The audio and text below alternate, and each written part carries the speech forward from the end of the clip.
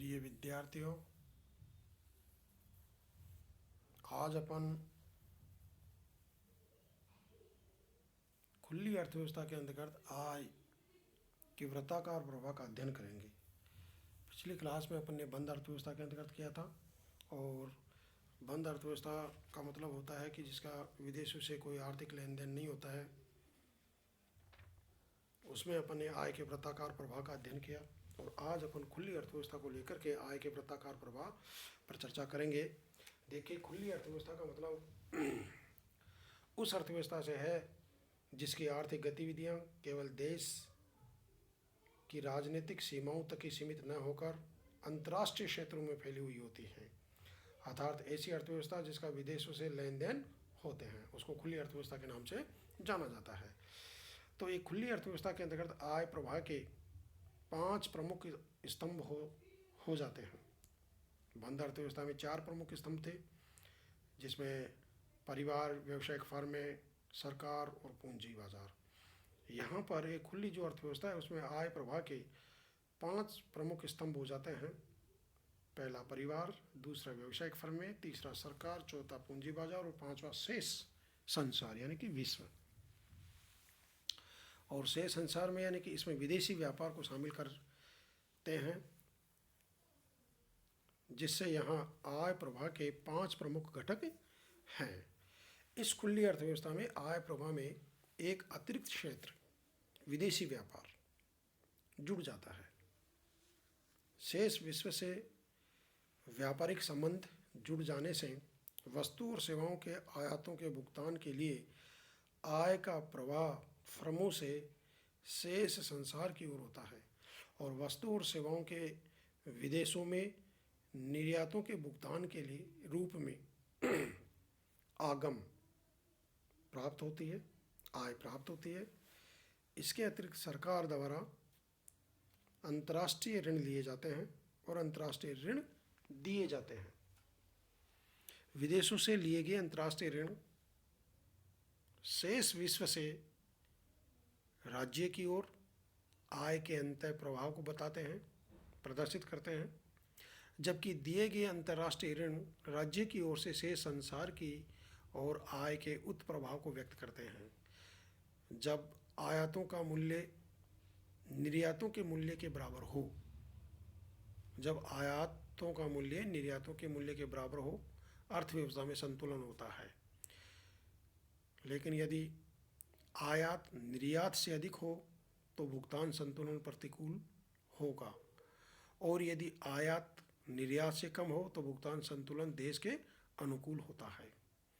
तो ये यानी कि खुली अर्थव्यवस्था में यानी कि आय के वर्ताकार प्रवाह को अपन ने देखा है। और अब आप आइए कि आय प्रवाह के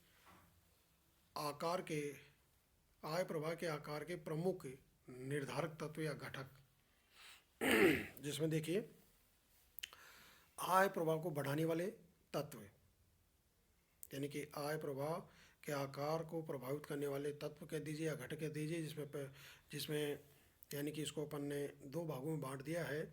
एक तो है आय प्रवाह को बढ़ाने वाले तत्व और एक है आय प्रवाह को घटाने वाले तत्व। तो आय प्रवाह को बढ़ाने वाले तत्वों में तो आप लीजिए, पहला विनियोग में वृद्धि, निर्यातों में वृद्धि, सरकारी व्यय में वृद्धि, उपभोग में वृद्धि और संग्रह में कमी या बचत में कमी, यानी कि धन के संग्रह में कमी या बचत में कमी। ये है आय प्रवाह को बढ़ाने वाले तत्व। और आय प्रवाह को घटाने वाले तत्वों में पहला है वस्तु में वृद्धि, दूसरा है उपभोग में कमी, तीसरा है आयातों में वृद्धि, चौथा है करारोपण में वृद्धि और पांचवा इसमें दे रखा है सरकारी व्यय में कमी। तो अब देखिए इनका विस्तृत अध्ययन अपन करेंगे। सबसे पहले अपन आय प्रवाह को बढ़ाने वाले तत्वों को लेते हैं, जिनमें पहला है विनियोग में वृद्धि। यानी कि विनियोग में वृद्धि, देश में आय का प्रवाह विनियोग वृद्धि के साथ साथ बढ़ता है। विनियोग 2 रूपों में हो सकते हैं। पहला है पूंजीगत माल में विनियोग, जैसे मशीनों, संयंत्र की स्थापना, कारखाना निर्माण, उपकरण एवं साज सामान आदि से आय प्रवाह बढ़ता है। दूसरा है माल के संग्रहण में विनियोग से आय प्रवाह बढ़ता है। माल के संग्रहण के में विनियोग से आय प्रवाह बढ़ता है। अब आप आइए, दूसरा जो तत्व है वो निर्यात में वृद्धि। यदि देश में आयातों के मुकाबले निर्यात में वृद्धि होती है या आयातों की तुलना में निर्यात अधिक होते हैं और भुगतान संतुलन देश के पक्ष में होता है, तो विदेशी मुद्रा में भुगतान प्राप्तियों से देश में आय प्रवाह बढ़ता है। तीसरा, सरकारी व्यय में वृद्धि। सरकारी व्यय से आय प्रवाह बढ़ता है। सुरक्षा एवं प्रशासनिक कार्यों पर व्यय। यदि सरकार मान लीजिए कि सुरक्षा और प्रशासनिक कार्यों पर व्यय करती है, विकास कार्यों पर व्यय करती है, सामाजिक सेवाओं कल्याण कार्यों पर व्यय करती है, इससे रोजगार बढ़ता है। सरकारी अनुदान और सहायता प्रदान करती है, तो इन सब से क्या होता है कि आय का प्रवाह बढ़ता है। अब देखिए उपभोग में वृद्धि। लोगों की अगर एमपीसी बढ़ती है, एमपीसी का मतलब होता है मार्जिनल प्रोपेंसिटी टू कंज्यूम, लोगों की उपभोग करने की प्रवृत्ति अगर बढ़ती है, जितनी अधिक होगी, लोगों की एमपीसी जितनी अधिक होगी, अर्थात लोगों की उपभोग की प्रवृत्ति जितनी अधिक होगी, आय का प्रवाह उतना ही अधिक होगा। और अगला है संग्रह में कमी और बचत में कमी। ये अगला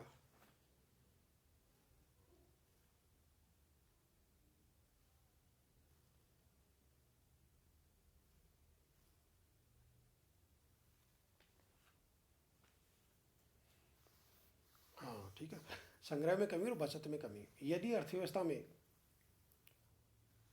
उपार्जित आय के अधिकांश भाग को उपभोग अथवा विनियोग पर व्यय किया जाता है और संग्रह की प्रवृत्ति यानी कि बचत करने की प्रवृत्ति घटती है, तो आय प्रवाह में वृद्धि होती है।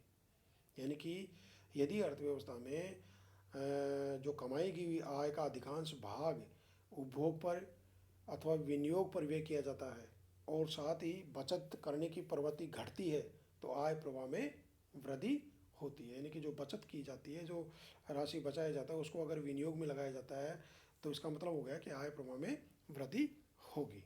तो ये था यानी कि आय प्रवाह के आकार को प्रभावित करने वाले या निर्धारित करने वाले मुख्य तत्व घटक जिनकी अपन ने चर्चा